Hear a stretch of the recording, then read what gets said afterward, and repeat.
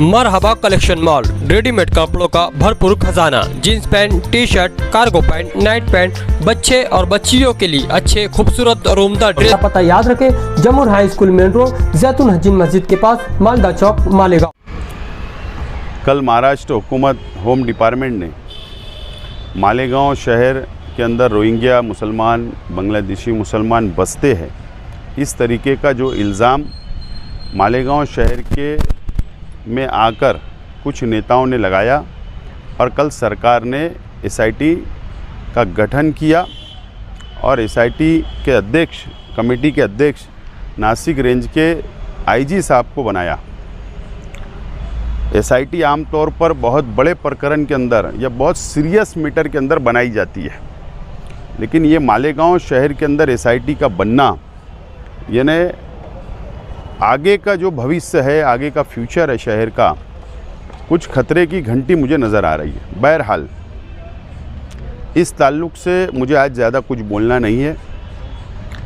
शनिचर के दिन मैं मेरे पार्टी के वर्करों की और ज़िम्मेदारान की हम मीटिंग ले रहे हैं और असेंबली चुनाव के बाद से लेकर आज तक का पूरा जायज़ा हम लोग लेंगे और वर्कर पार्टी के ज़िम्मेदारान मुझको जो बोलेंगे या जो मशवरे में तय होगा उस पर हम लोग अमल करके और आगे का लाएमल तैयार करेंगे।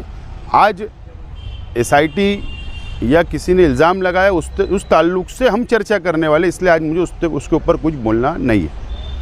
साहब, लेकिन क्या है मालूम क्या है, जितने लोगों के जन्म दाखिले हैं ना, वो सब गरीब है और काफ़ी डरे हुए, घबराए हुए हैं। आज मुझे कुछ बोलना नहीं है। तजुर्बा मुझको भी बहुत है। मैं भी सियासत में 1999 से आया हूँ। मैंने भी पट्टी बिछाई है जलसे की, मैंने भी वर्करी की है, संगठन में, पार्टी में काम किया हूँ, कारपोरेटर रहा, मेयर रहा, एमएलए तक पहुँचा हूँ और मुकम्मल तजुर्बा मेरे अपने पास भी है और मेरे पार्टी के कई ज़िम्मेदारान के पास भी है।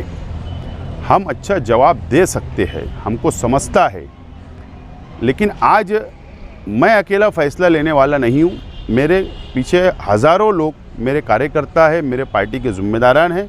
जब तक मैं उनसे बात नहीं कर लूँ, जब तक मैं कोई नतीजे पर नहीं पहुँच सकता हूँ, कोई ऐलान नहीं कर सकता हूँ। पार्लियामेंट इलेक्शन के बाद आवाम को इतना तो तसल्ली दे सकते कि आपको डरने की बात नहीं है, हम मीटिंग के बाद में इंशाल्लाह आपके साथ खड़े रहेंगे। शनिचर के दिन मीटिंग के बाद में शहर के आवाम से भी बात की जाएंगी और प्रशासन से बात करना है या शहर के आवाम से बात करना है, ये तमाम ही चीज़ों का खुलासा मैं शनिचर को ही करूँगा। आज मैं कोई इसके ऊपर कोई मुझे जवाब नहीं देना है जब तक मेरे वर्कर, मेरे ज़िम्मेदारान मुझको फ़ैसला नहीं सुना दे क्या करना है, जब तक मैं कोई ऐलान नहीं करने वाला हूँ। और एक बड़ी तादाद आपको उम्मीद रखी है।